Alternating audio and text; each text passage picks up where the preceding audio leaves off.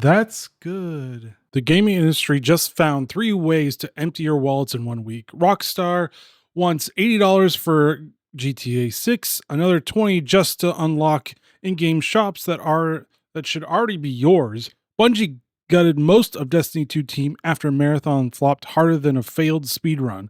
Micron banked 41 billion in 1 quarter while your RAM prices and Xbox costs keep climbing. Let's get on with the show. All right, so welcome, gamers, geeks, and glorious snoops to Digital Coffee Gaming Brew. I'm your digital barista, Brett Deister, and this week the industry is serving burnt beans. Rockstar finally opened pre-orders for GTA 6, and they did gamers dirty with the pricing. The standard edition costs $80, and the ultimate edition will set you back $100. The game launches November 19th, and you can preload it starting November 12th. The physical box version sounds nice until you realize there's no disc inside. It's just a code in a box, and Rockstar admitted physical discs might come later, but not at launch. That means if you want to play day one with a box copy, you're buying a fancy case for a piece of paper. The Ultimate Edition is where it's getting insulting. They locked actual in-game shops behind the upgrade. You can't access Rideout Customs or One-Eyed Willie's vehicles mod shops unless you pay the extra $20.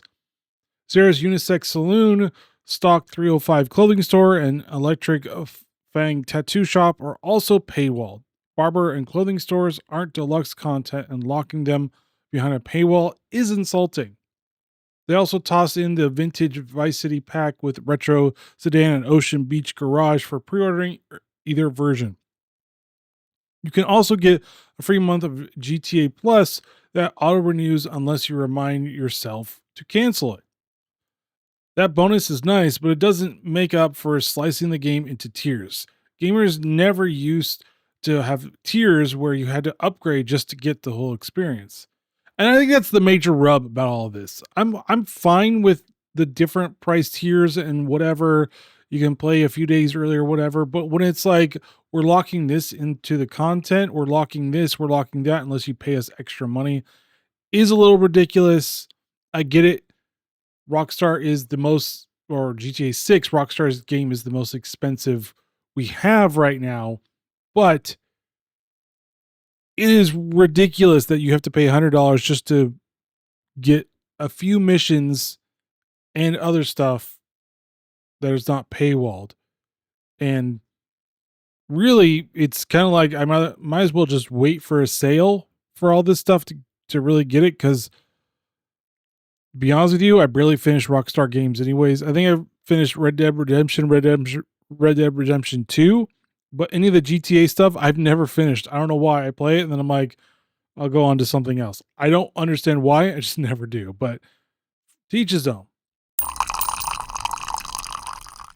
All right. Now to add more insult to injury with your wallet, Xbox console price hikes. If you thought $80 for a game was rough, Microsoft just made the console more expensive too. Starting August 1st, the Xbox Series X and S are getting another price hike. The 512 gigabyte model jump up by $100, and the 1 terabyte model climbs up $150. Microsoft is also killing the 2 terabyte model entirely. This is the second price hike in under a year since last October, already raising prices by $20 to $70 depending on the model. Microsoft claims console storage and memory prices shot up more than 2.5 times, and they expect another doubling by fall of 2027. They also remind everyone that consoles are typically sold at a loss, so they can't absorb the cost. To soften the blow, they're pushing financing programs, refurbished models, and trade-in options. It still stings, and it makes the Best Buy bundle deal for GTA 6 look like a Band-Aid on a broken leg. And then we go to Micron. So the reason your Xbox and PC parts keep getting pricier is sitting right under in Micron's latest earnings report. Micron posted third quarter revenue of $41 $1.5 billion with earning per share at $25.11. Their net income has roughly $28 billion in a single quarter, which is more profit than Nvidia's managed at a comparable stage on the artificial intelligence boom. They're forecasting fourth quarter revenue around 50 billion and net income near 35 billion. That's not a typo. Here's the part that directly hits gamers. Micron signed 16 strategic customer agreements that lock in memory prices for 5 years. They shut down the crucial consumer RAM brand and went all in on business to business data center sales. Their CEO said supply is strategically constrained and he doesn't see memory catching up with demand until 2028 at the earliest. That means PC RAM is going to stay expensive and scarce for years. Console makers have nowhere to turn for cheaper parts. Your next build is going to hurt, and it's not changing anytime soon. Even if the artificial intelligence bubble cools off, those long-term contracts mean memory prices are locked in. Which is also to say that they've been doing mob-style tactics with these suspicious deals for the AI companies. I mean, suspicious is that OpenAI never actually signed a firm actual deal. It was just a letter of intent, meaning that there's no actual contractual obligation. This is all inflated, artificially inflated tactics to keep memory prices high.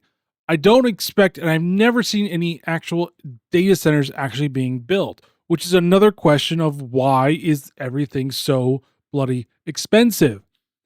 And the fact is that all these investors are praising Micron for screwing over the little guy, and the government has done nothing to rectify these issues because they're so locked in on AI that they don't see that these three, and there's only really three major players in the memory business, are screwing us all over for these more costly ways of building HBM, basically data storage, that screws us all over. I mean, SanDisk, 8 terabyte NVMe is $3,000. Who's going to buy that? Who? And they don't care because they don't have to care. Because until the actual government steps in and is like, what are you guys doing? Why is everything so expensive? And it's eventually going to hit these stupid representatives in government too. Because guess what? Apple just raised their prices too. Everything's going to be raised, and then eventually the Congress is going to do something because these guys have always been head in the sands going, nothing's wrong here. AI is important. I'm like, it's not that important. Making us rent everything is not good. It's not good for society. Stop it. All right, while hardware costs spiral because of supply issues, Bungie decided to self-inflict their own wounds. They're laying off most of Destiny 2 development team, which is the same team that built one of the biggest live service games in history. Bungie pivoted away from Destiny to pour everything into Marathon, and Marathon isn't doing well. Now they're throwing things at the wall and hoping something sticks. It turns out that abandoning your successful franchise to chase a new extraction shooter was a mistake. The same studio that gave us Halo and Destiny is now dismantling the team behind its biggest live service game because leadership bet on the wrong horse. That's what happens when you stop listening to the players who kept your lights on. And I get it. Marathon was the original game that Bungie released way back in the 90s, but it was only for Mac, and most people don't even know about it until now. And it was way different from what we got Marathon now. Problem is that Marathon isn't really well liked because the design itself isn't really that good. No one really likes it that much. And so what they've tried to do is say, hey, we're going to make a PvE mode. We're going to do this. We're going to do that. And it's like, nothing is working. What you did was that you said, we're going to bet on a very niche product, try to make it more appealing to the mass market instead of, hey, we got a really broad appeal of Destiny 2. Let's try to fix this and make this better and then actually have a healthy player count. Instead, there's a bigger player count for Destiny 2 than there is for Marathon, and the free weekend didn't do anything. So Bungie does not have its priorities right, and I don't understand what Sony is doing either. But Sony's march on live service games, which there's only been a few successful ones. One of them was Helldivers 2, and even that is struggling right now. But moving on. Speaking of games that can't figure out what they want to be, Battlefield 6 is reworking its core shooting for Season 3. And to be honest with you, I think it's actually a really good change for this. And this is actually what players wanted. They wanted more of the different types of bullet velocities and different body parts are not going to be the same impact as it. Plus, with SMGs being a little bit more of a shorter range, assault rifles medium range, and snipers, DRMs, longer range, LMGs, medium to long range, I would say this is actually a good change. Plus, with it being a little easier to see players is a good thing. I know a lot of them are like, some players are like, no, we don't want this. And I'm like, it's a good change. So kudos to DICE and everybody that's working on Battlefield for actually making this change for the better, because it seemed like for a while SMGs and shotguns are kind of the only like really good, except for the M14? The one of the new guns from Season 3, I think it's the M14 or the M16. The M16, A3 or whatever. But that gun is one of the few ones that is actually pretty good that can go up to SMGs. And also the fact that doing full auto at medium to long range is going to be as effective as doing burst and or single fire, which I think is a really good way of making it different tactically, because currently when I'm just playing, I'm just doing full auto anyways, because it doesn't really matter. But now I'm gonna have to rethink my options for it. So like I said, this gunplay overhaul is a really good overhaul in general, and I'm pleased that they're actually doing something about it. All right, at least AMD is being upfront about the trade-off.